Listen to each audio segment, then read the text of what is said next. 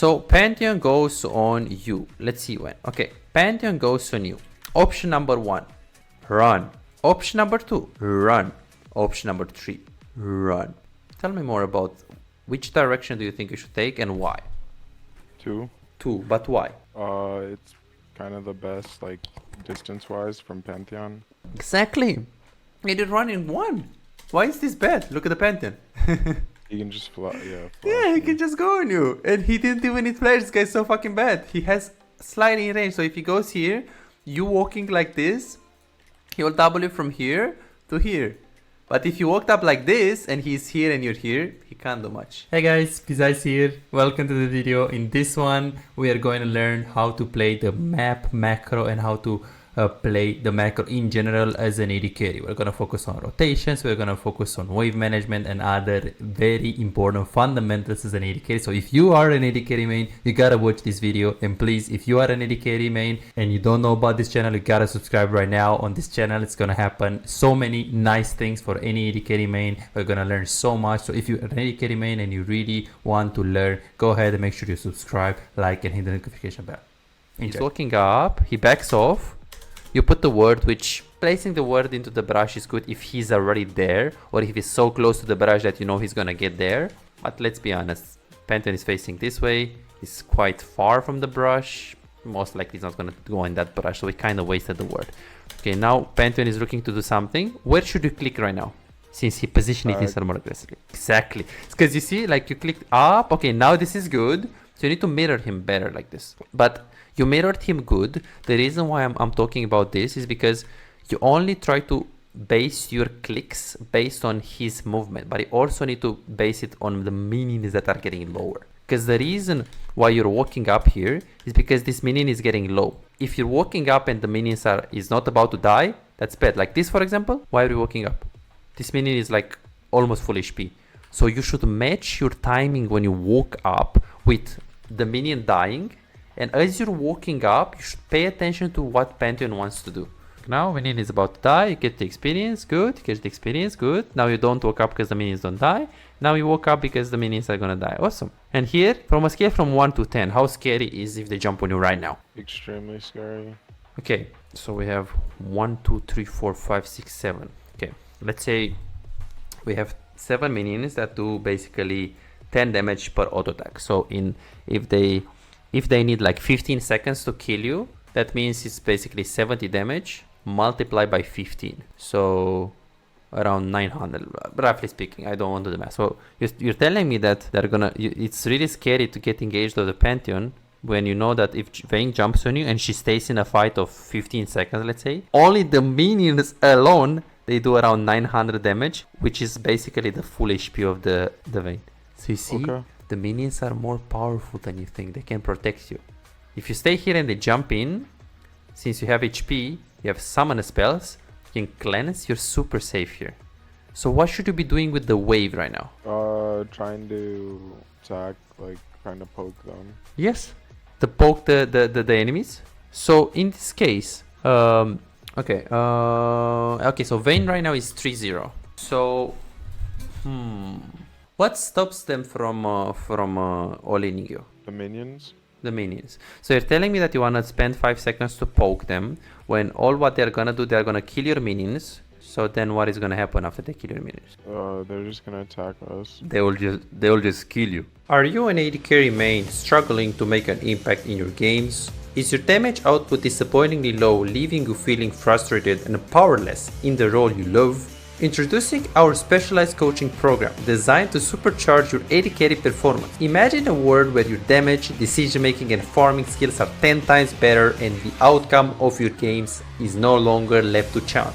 Meet Chase. Just like you, he was once stuck in the same position, facing low damage and inconsistency in his games. Let's see what happened after his coaching experience, from Diamond 4 to Master Tier. Wow! And here is Jordan and Brett. Both transformed into formidable AD carry after the coaching session. These success stories aren't just isolated cases, they are a part of a community of over 3,243 players who benefited from the coaching program. If it worked for them, why not for you? Picture yourself as an unstoppable AD carry. It's not a dream, it's your potential with the coaching session. Don't wait any longer, visit Visite.com, book your coaching and become the AD carry the enemy team hates to play against. They'll just kill you, they'll not just attack you. So then the question that you want to ask yourself is that, do I want to try to poke Vayne when she hits my minions? When I know that after she kills the minions, Pantheon jumps on me, I'm dead instantly? Because in that case, then the answer is obviously no. So all what you have to do, since the wave is in a bad position because it's close to their tower and we have significantly more minions, we need to crush this wave. And of course, at level 1, it was different. Because at level 1 here, you know that you have established a minion lead. So if you try to poke them with your minion lead right here, if they try to get the minions after like you're trying to poke them, they won't kill you instantly, like in the situation where there is 3-0. So we learned that the minions, so you have basically champions and minions. In the early game, you can have the minions as a priority, like a 50% priority, and the champions 50%, as in after you got the push, you can look to go and to try to go for some poke on them. But when they are going to be 4-0 and you know that they're going to just kill you instantly, then it's not a 50%. It's a 80% minions, let me focus on farm, and 20% let me go on them only with my jungle kind of thing. If they are 4-0, then let me poke because I have a minion lead doesn't apply. It's because they can kill you instantly. Very important. So this is why you died like 10 times. It's because, or like 5 times. Because you try to win the lane after you lost it. All what you have to do right now is to push this lane. Even if you go for some poke on them, it won't matter that much. Then here it's a good time to go for some poke. Oh, sorry, to go for some vision, because you push the wave into the tower. And then here, let's see what's gonna happen. Wave is coming into you. Okay, so I guess you don't know that. So I'm saying that wave is coming into you. What's my reasoning? Why am I saying that? You're telling me the wave is coming into me because you want me to fall back? Okay, so right now, if all of the champions disappear, your wave is coming into you. Why? It's stacked up. Like, there's more minions. There are just 7 against 7. I don't know. Why? They got the tower? I don't know. Does the tower hit it? No. What about the next minion wave that just spawned right now from base? It's closer to the red side. Okay, so what would that mean? It's pushing. It's pushing? Into who? Like into blue. Into blue, and how do you know? Because the next wave will get there quicker. Exactly. So this is the reason why this wave is pushing into you. So how do you feel about that, Pierce? That's not good. And how what's the reason why it's not good? Or it's not bad, but it's just bad. It's gonna take a while for it to push like all the way to where I want it to get. Where would you want it to get? Like by my turret. Okay, so right now, why is it not good that wave is coming into you? I mean, it's not bad. I just don't like the positioning. Okay, so you don't like the position. So why are you losing right now? Since the minions are full HP and the wave is coming into you anyways. I'm just in bad positioning though. And what makes you being in bad positioning? They're 4-0. Yeah, they're 4-0, but how can they go on you right now though? They can't. Or Pantheon could jump on a minion, but like. Okay, so if he jumps on a minion, how can he stun you? He can't. Right, so they can't engage, and the wave is coming into you, so you have no reason to walk up anyway. So they shouldn't be able to do anything. If they had a freeze, that would be a horrible state. As in, why would you walk up? Like, say they had a freeze of, let's say, they have 5 minions here, blue, and we have like 10 minions here. In that case, the 10 minions are gonna kill the 5 minions, so you're forced to walk up to last it. So then they jump on you, you're dead. Yeah. But in this case, where it's like 5 minions, against 5 minions, and you know that this wave is gonna make the wave to come into you, then you're not forced to walk up. So then the support can jump on you because you're just staying here. Maybe a W because some of the minions will die. But once this wave right here is gonna come here, it's gonna make the wave to come into us. So you're not forced to walk up for the wave. So this wave state is good. It's very good because it's pushing into you. So the worst thing that you can do is exactly what you're doing, pushing it, because wave is coming into you. You don't have a better wave than this. If you're playing from behind and wave is coming into you, that's advantageous. Okay. Very, very, very important. Okay. And then here you just go on the vein, you cleanse. Forgot about the... Okay. So, we forgot about the potions here, but let's see how you play. So you go on the vein here. Okay, let's see.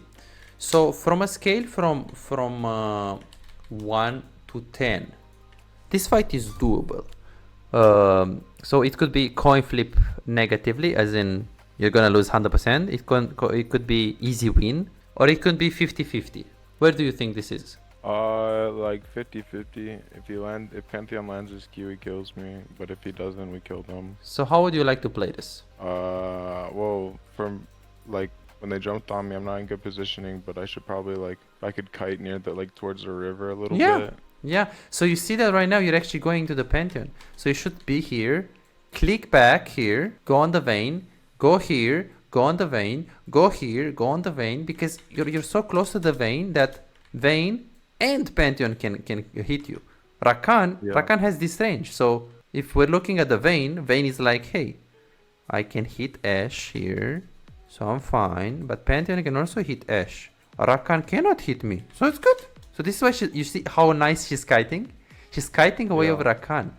So vein, she's kiting Rakan, and she's trying to go on this angle to space on the Rakan auto attack. But she knows that, oh, Ashe didn't think that Pantheon is gonna hit her. So if I hit her as Vayne and Pantheon hits her, she's dead. So she should just kite towards the river here. Or flash the Q of the Pantheon. More things. Okay, we talked about how to play around the XP range. That's good. And also pay attention to the W of the Pantheon. That's very nice. Okay, here you just backed off. Let's see what happens. Wave is coming into you. You should also pay attention to the wave, like move your screen there. Yeah, you see the wave is coming into you. So all what you have to do is back off, play safe, wait the wave to come into the tower, which you're doing it. This is good. Okay, this is good. We don't know where is Vayne. You're staying on the left hand side like this. This is perfect positioning by my boy. This was very good. This is clean positioning this time. Now you see he's not bot, but he could be into the second brush. He goes on you. Okay, huge concept right here. Okay, so Pantheon goes on you. Let's see when. Okay, Pantheon goes on you. Option number 1, run. Option number 2, run. Option number 3, run. Tell me more about which direction do you think you should take and why? 2. 2, but why? It's kind of the best, like distance-wise from Pantheon. Exactly. He did run in 1. Why is this bad? Look at the Pantheon. He can just fly, Yeah, he can just go on you. And he didn't even need flash. This guy's so fucking bad. He has sliding range. So if he goes here, you walking like this, he will W from here to here. But if you walked up like this and he's here and you're here, he can't do much. He can maybe flash on you, but you cleanse and you're away from him. So when you see Pantheon going from this angle like this, what you have to do, he's running like this on you, you should run the same direction. Very big. So I think most of the deaths in this game could have been prevented. Let's see. Then here you back off your W. Okay, she dies. Pantheon is about to die. And here I told you, hey man, you shouldn't recall. You should stay here. Why did I tell you that? They're dead. I didn't know where their jungler was, but Smoke. I was trying to learn like what I was playing though, so that's like true. So they are dead, and I actually saw the enemy jungle being on top side in like 10 seconds ago. So this is why I told you to push, right? So the reason here, then it's a perfect time to push. I could yep. So here, if they're both dead, there is no reason to recall. Like look, Graves is dead actually. There is no reason to recall, and even if Graves is fine, Graves doesn't really have so much CC. So if you're staying here and you see him coming from the river, you can just run. He's not a jungle that can kill you from Fog of War. So you pushing here while the wave is close to your tower is not that greedy. Unless it's a jungle that can kill you easy. Like for example, if you play against a Jarvan, I wouldn't do this, because he can go over the wall. But since the wave was quite close to your tower, we just took a small risk. You pushed, then you just recalled. Okay, good. Another mistake here. So we're walking up. Okay, Pantheon is mid lane. What should we be doing with the wave, and what should we be doing with the Vayne? That is of what you wanna do. If Pantheon's mid lane, I can push this. True. I Why? might want to stack it up though. You wanna stack it? Okay, why? I could get like a big wave push on their tower. Could maybe pop a plate. True. You wanna get plates. True. So now you should be looking to pressure them. You should be looking to do something. You shouldn't really be looking to just chill. If Pantheon is mid lane, you need to pressure the Vayne. So here you should push and try to get plates. Push, push, push, push, push, and you gotta be fast. You gotta be fast. You gotta be fast. You can use W on all of the minions, and you gotta be really fast here. So now you just waited, and you're looking mid, you're ulting. You don't need to ulti mid. You walk up and you kill Vayne. Vayne is more important than and here you were looking on mid lane. But you're like wasting time that you can invest into, let me push, let me get this fucking plate, and if they win mid or not, it's not my concern. I'm not gonna look mid lane for like 10 seconds, waste 10 seconds that I can push the wave and get plates, when if they are winning, they are winning. If they are losing, they are losing. It's not like I can influence that by looking there, right? Very important. Because here, look, you just pay attention. Look, you're just moving there as well. You should just push, push, push. This is your priority. You're still looking. You see how much time you wait. Now you would get the second plate if you're not watching. I wouldn't even ulti there. Don't push. She's dead. Ulti right now. If you had ulti, she's dead. And she loses a lot of minions. And you can get plates. Very, very, very important. We need to work on like knowing what is the priority inside of the game. Very important. Okay. And then we had another thing. Okay, here you pushed.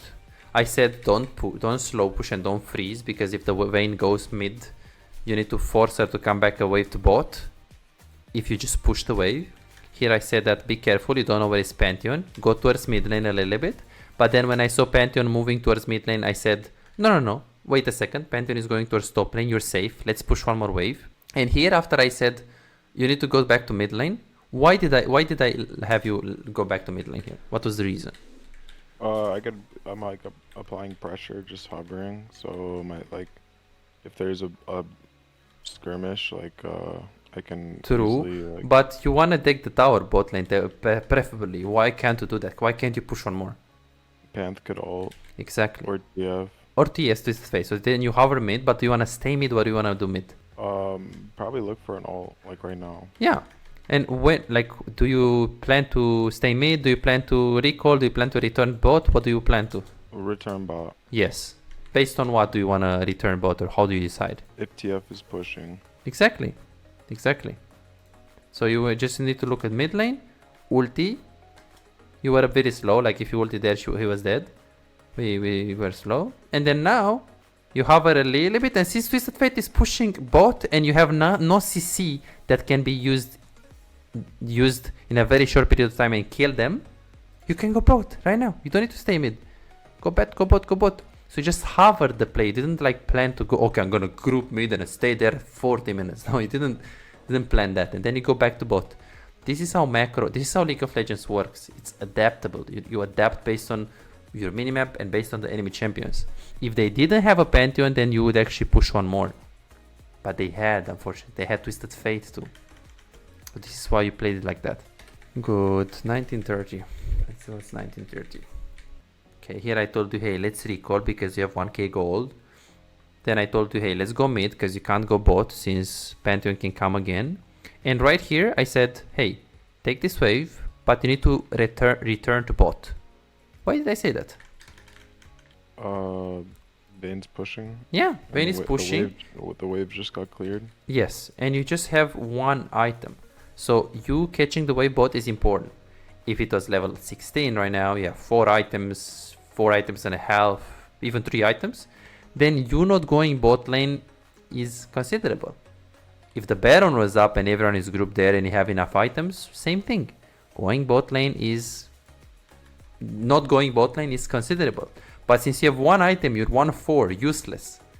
Then getting the bot wave is important, especially because you have only one item. That's how you decide on how many items you have.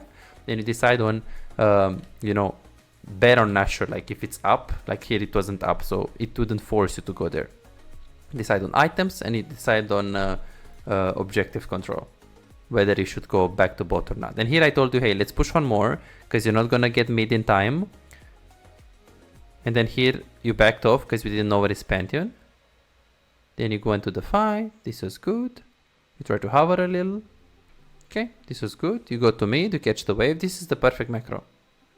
It's really good. And then you hover the Urgot. This is nice. And then since the bot fight was over, since the Rengar died and the Zera died, you go up to mid, which is the correct move. And here you recall because you have 1k gold. And you go towards bot lane. Okay, so definitely a lot of things that we learned today. A lot of things. Let's make the card. So let me think. So, oh yeah. The blade, the Doran's blade. What does Doran's blade give you? It gives you HP and it gives you damage. I told you to not sell it because it's really important to have 100 HP in teamfights. You were wanted to sell it for a longsword. That's completely useless. Yeah. Because you need 100 HP to survive. The only reason why I would sell the Doran's blade is when I know that the power spike that I get $5. If you have problems improving and getting better in the game faster but cannot afford booking coaching, on my Patreon you can access more than 627 VOD reviews, premium videos about how to wave management, mid-game macro, and tier lists that will show you the best champions to climb and to improve for your elo. And these are not on YouTube, this is only on Patreon, they're exclusive. Moreover, you can participate in the free coaching waiting list to get a premium VOD review. I'm giving away 2 free VOD reviews every single week. All what you need to do is simple 2-step process. Subscribe to my Patreon and share your OPGG and voila, you are on the waiting list. You're gonna get a personalized VOD review for any game in your match history. For just $5, you get not only the free VOD review, but a whole bunch of exclusive benefits that will supercharge your gaming experience. It's a small investment for a big return. And it's just $5, it's no brainer, right? But here is the deal, you've got to act quickly. The waiting list is already filling up fast. 55 people already subscribed to the Patreon, and there are 6 people that they already are on board, they are on the waiting list. And more are joining every moment. Now, do you want to secure your spot for a free VOD review? Go ahead on my Patreon and